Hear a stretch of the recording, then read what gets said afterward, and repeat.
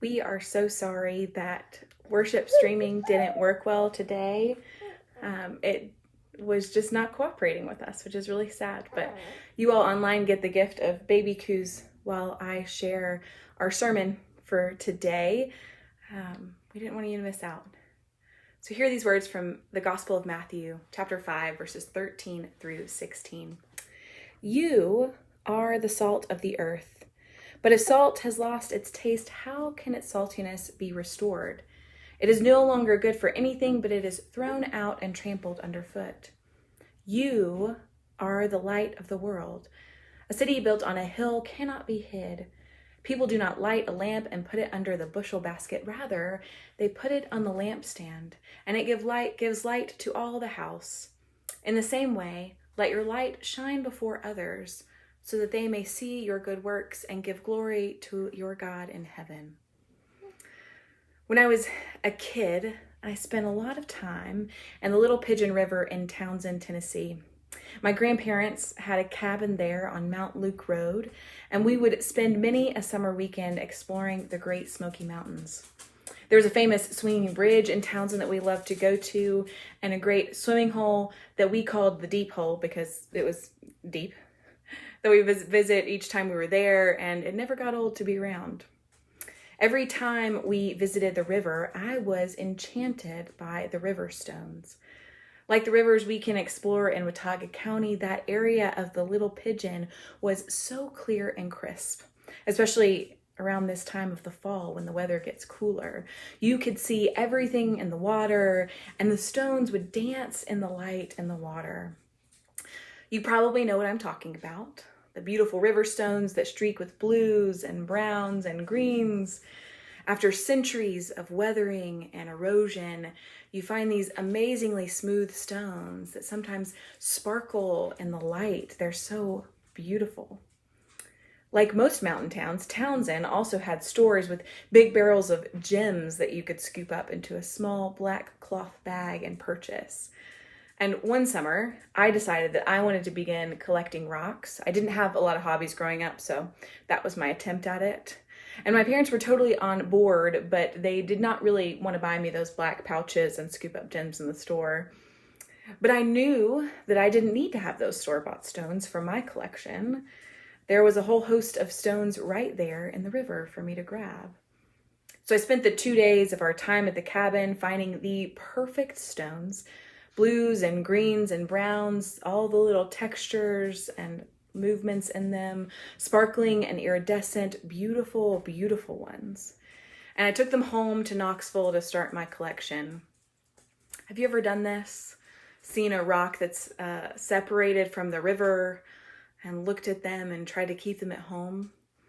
Well, I had not done that before, and color me surprised when I pulled out these amazing stones to look at them, and I just had a pile of brown-looking rocks that didn't shine nor sparkle. I learned a hard lesson that day, why they have rules at national parks telling you not to take out anything from the park, because these stones were not meant to be outside the river. Their beauty emerged when they were wet. And though I spent much time running these stones under the faucet in my house, their beauty still did not match the way they looked in the river. This is the moment where I caveat that I didn't grab these from the national park. There are no felonies to be had here. These stones needed their environment. They needed the light, the flowing water, the green moss on the larger rocks across the water, the humus and leaves and sand below them, the iridescent bugs on the top of the water to be their full force of brilliance. It wasn't just about the stones. It was about where they belonged, their environment that made them beautiful, that brought their beauty out. In our biblical text for today, we hear about elements that are connected to an environment much like river rocks: salt and light. Salt as an element in cooking does not stand alone. It's used as an enhancement, making other flavors taste more vibrant. Even in sugary baked goods, a pinch of salt is added to give depth of flavor and make the sweet taste even more appetizing. For centuries, salt has been used to cure meats to give them a longer shelf life, which has allowed people to eat meat without refrigeration. A lot of folks take salted meats out camping and out in the world. But we don't, however, just take a spoonful of salt and put it in our mouths. At least I don't. That would not be a good experience. And light functions largely in the same way. The mere existence of light is not the important thing. Light functions for what it illuminates, what it helps us to see, what wasn't visible without it. These elements both exist communally. Like the river stones, we don't separate them from their environment. The second thing I noticed in this text is that even the wording that Jesus uses is communal. He says, "You are the light of the world. You are the salt of the earth." And our English translation doesn't do this justice. It's not a singular you. The original Greek is a plural second person you. In Southern terms, we would say, y'all are the light of the world. Y'all are the salt of the earth. When Jesus calls us to be the salt and light, it is in community. It is a group calling. We are not meant to do it alone. And that being in community means that we work together. We situate ourselves in this context, in this place, with the people inside our walls at our church and outside of our church.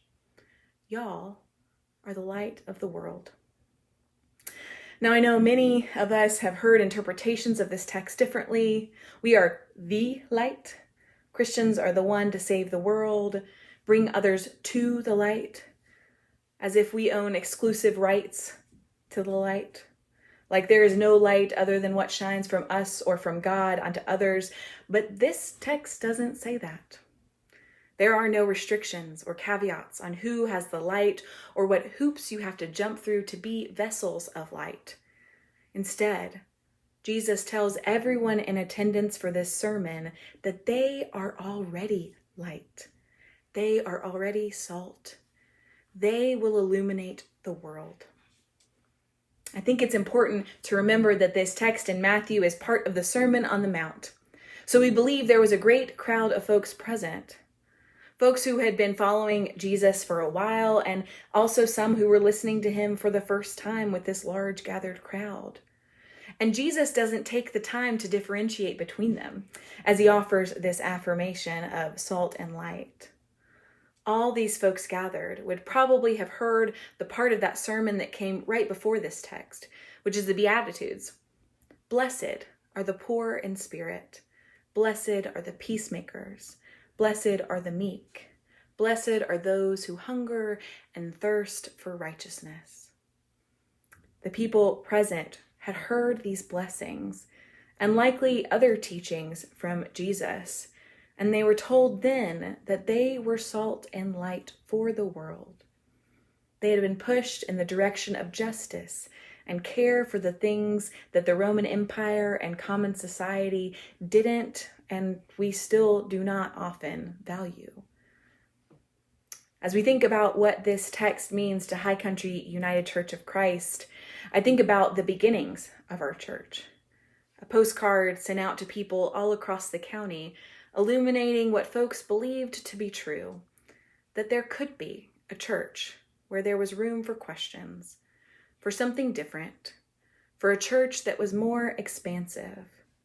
It wasn't about being a one true light. It was about shining light for folks to see a new perspective, to see what might have been obscured and hidden by shadows, to see new possibilities that might have been there waiting all along. On this, our Stewardship Sunday, this text reminds us of our mission and our responsibility as a church. You may be thinking, Sarah, what does this have to do with money?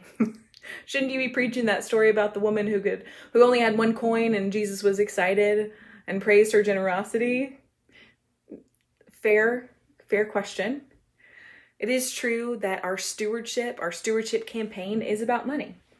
It's about having enough to keep the lights on, to keep things running, to pay our salaries and our bills. But it's really underneath all of that about how the resources that we gather as High Country UCC, monetary resources, our talents, our time, make an impact on the community and world. How we add salt and light. So what do our resources here do? Well, if I'm being honest, a good portion of our monetary resources go to my salary package. That is a fact that can make me feel uncomfortable, but also extremely grateful that this congregation has made the decision as a church to offer your pastor health care and retirement and a salary that allows my family to make ends meet in a place that has a high cost of living. And you chose to hire a full-time pastor this time around still. And with that time, here's some of the things that I've been able to do over the last months. First, holding office hours weekly, connecting at Farm Cafe with our members, their staff, and community members. One week I was able to talk to a young woman who had never met or heard of a female pastor. And I said, "Hey, I'm here." She and her boyfriend came to Boone because they wanted to go back to school, but they're now struggling with stable housing, and Farm is a place for them to land and eat. I've also been able to spend time with college students who reach out and want to know more about our community. Almost each semester for a couple of years now, I've had students reach out to me from a specific class for a class project where they have to interview someone who comes from a different tradition. Often these students grew up in really conservative traditions or in no church at all. These conversations are amazing, and they often end with students saying, "I had no idea that churches like yours existed. What a gift." Almost once a week, really once a week, I get an email from someone in the LGBTQ community who is looking for support or community and has been referred to me by someone else who knows about our church. I've been able to spend time with these folks and talk about a loving church community that they've never experienced. I've spent time each week visiting folks who are in the hospital or in other ways needing pastoral support, home visits, phone calls, texts. I've represented our church at rallies for Indivisible and at community events like Pride or the NAMI Walk for mental health, where we had a team there this year. Next Sunday, Molly Bolton and I will begin with a cohort of 7th to 9th graders going through Our Whole Lives sexuality curriculum, where they will learn about themselves and how to honor others in relationships as they grow. A curriculum that is helping the next generation of our youth think critically about consent and justice in their own and others' expressions of sexuality. It's important work that their parents are seeing as really needed for their kids. This is just a small snippet of what I get to do with the time you all have called me to. And I'm able to say yes to all these things because y'all invest in this community. The light I'm able to steward to folks in our community is not about me. It's about everyone in this church who believes in the mission of High Country UCC to inspire positive change in our world.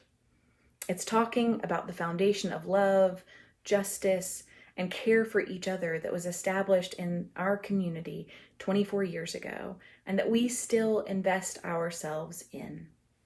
That's good stories to tell.